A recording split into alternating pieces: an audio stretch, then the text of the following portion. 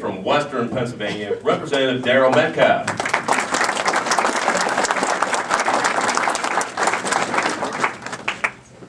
Good evening. Good evening. Just as I was last tonight to speak as Lieutenant Governor, I'll be last on the ballot, number 9. So if you can remember that election day, I would appreciate your vote on May 18th. That's not the end of my speech, but usually you I'm State Representative Daryl Metcalfe. I'm from Butler County, so we drove about 4 hours to get over this way today. But I grew up in upstate New York in a farm community. Came right out of high school at 17, went in the United States Army for 4 years of active service as a soldier in the United States Army. And when I did that, I raised my hand and I swore an oath. And I thank Frank for making that the strongest point tonight. I appreciate his service. Appreciate Steve's service, the other veterans that are here tonight. I appreciate all of your service.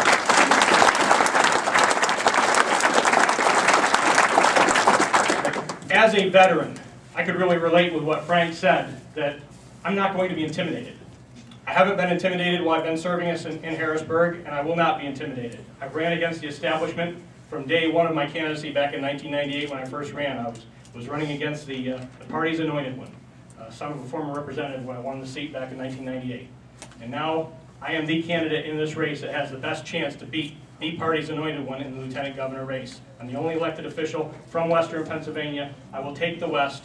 I will cut into the central, and I will cut into the southeast and the northeast because of the work that I've been doing in the legislature for 12 years now. State legislator in 1998, I raised my hand once again and swore an oath to uphold and defend the Constitution of not only our nation, but also of our state. And that's an oath that I've taken very seriously. I've been recognized in the past during my service as the #1 conservative in the legislature. I've been the top of the Liberty Index, protecting liberty, many times over the course of that time. Tom's been on my heels. But while I've been in the legislature, and what really drove me to run for the legislature was my passion for issues of liberty. I believe the government takes too much and tells us far too much. Far more than they're able or should be telling us from the U.S. Constitution and from the Pennsylvania Constitution. During my tenure as a legislator, I've been working to fight the excessive spending. I've not voted for a budget since I've been in the legislature under a Republican governor or a Democrat governor because they've all spent too much. I voted against every excessive budget. I voted against every tax increase. You heard one of the gubernatorial candidates reference a taxpayer pledge that he signed. Well, I've also signed that pledge. I'm a legislator who's kept that pledge. Many legislators signed that pledge. Presidents have signed it, gubernatorial candidates have signed it, and many violate that pledge. I'm here to tell you some colleagues in the Western Pennsylvania area have violated that pledge by voting to increase taxes even though they said they were not going to. During my time as a legislator, I've fought to rein in the excessive spending, reduce taxes, reduce the debt. It's totally out of control in Pennsylvania. I fought to protect the innocent, the life of the innocent, the unborn.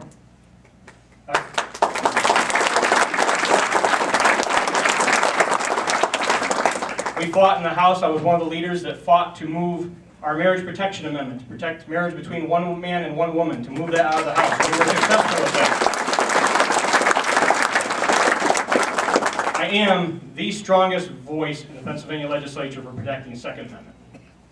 Second Amendment has to be second to none. I have organized with Second Amendment leaders across the state a rally at the Capitol the last 4 years, and we have our 5th rally coming up next month, this year. So it'll be our 5th anniversary for our annual rally, and it's a rally where we've been able to make our voices heard in the Capitol and in the halls. The Second Amendment has to be protected by those that are serving in office. And when you take your hand and you swear to uphold and defend the Constitution, it's the whole Constitution. I've been a very strong advocate for states' rights. I stood with Sam Rohr as we held a press conference, and some of my colleagues last March, I believe it was, talking about states' rights and advocating for states' rights and joining other states who have been putting forward to stand up and stepping forward to stand up for states' rights. One of the groups that I founded, that I'm the founder of, is called State Legislators for Legal Immigration. It's a group that I founded with colleagues across the country in state legislatures to join together to stand up against the illegal alien invasion that's undermining our nation's security. And probably one of the most significant victories that has been mentioned here was one that I worked with Tom and Representative Gabick on, who was targeted by one of our leaders because of his involvement in the pay raise repeal legislation. I spoke out against it publicly 6 months before it happened. It was supposed to happen November prior to the year that it actually happened. I put it in my newsletter that if it was happening, I was a no vote against it. I was a no vote against a gas tax that was being circulated at that time, talked about. And when it happened, I was one of the no votes against the pay raise. I didn't take it, I voted against it, and I was the leader in the House that led the fight, constantly putting pressure on, once we had legislation introduced, to repeal it. I was on talk shows across the state on that issue. One of my colleagues came into caucus all upset because I've been using the word corruption. He thought it wasn't, that it wasn't the right word to use. Well, if you violate your oath of office, isn't that corrupt? That's right. Yeah. The gubernatorial administration is going to have historic challenges to deal with. Besides the poor economy, that's not going to recover as quick as we all wish it would, and we know it won't based on what the current administration in D.C. is doing to us. We are going to have an economy to deal with where revenue levels are lower than they've been in years. This year's revenues in Harrisburg are dipping below $25 billion. The governor's current budget that was passed by the House, with all of but 4 or 5 Republicans voting against it this past week, the governor's budget spends $29 billion this year. Current revenue is $25. It only takes an elementary student to understand that you can't do that. And he only does it because of federal stimulus money, federal welfare expansion money. So the next governor is going to have some serious challenges to deal with. Everybody's been playing this hand game tonight. How many people here trust politicians? I don't either.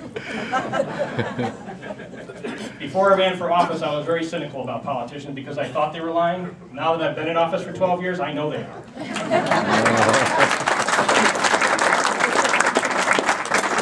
That usually gets a laugh, but it's sad, isn't it?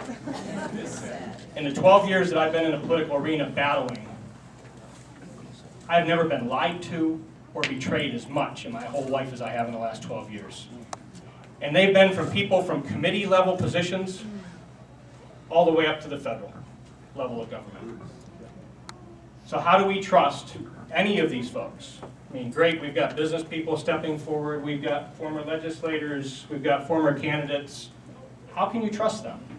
How can you trust anybody that's telling you anything? If they want to run for office, they want to be a politician.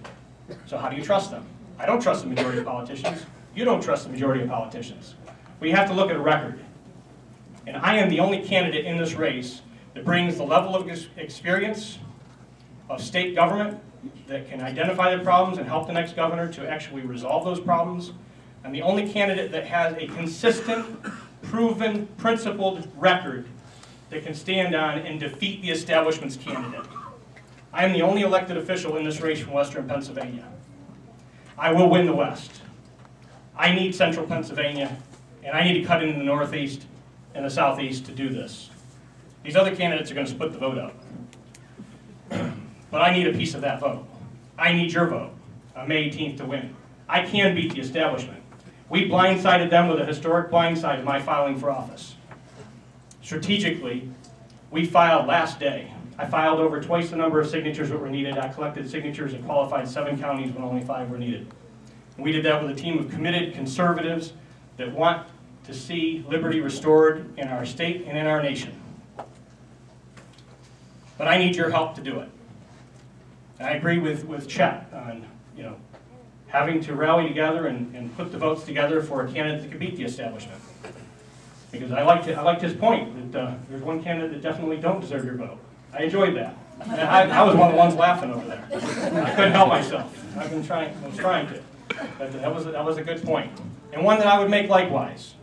But my extra point would be that not one of these candidates that's spoken to you tonight can run the race that I can run, has the name ID in the major media markets that I've built over the last decade because of the issues that I've been battling on, from protecting taxpayers to protecting life, to protecting marriage, to protecting Second Amendment, to protecting liberty. So I respectfully ask for your vote on May 18th.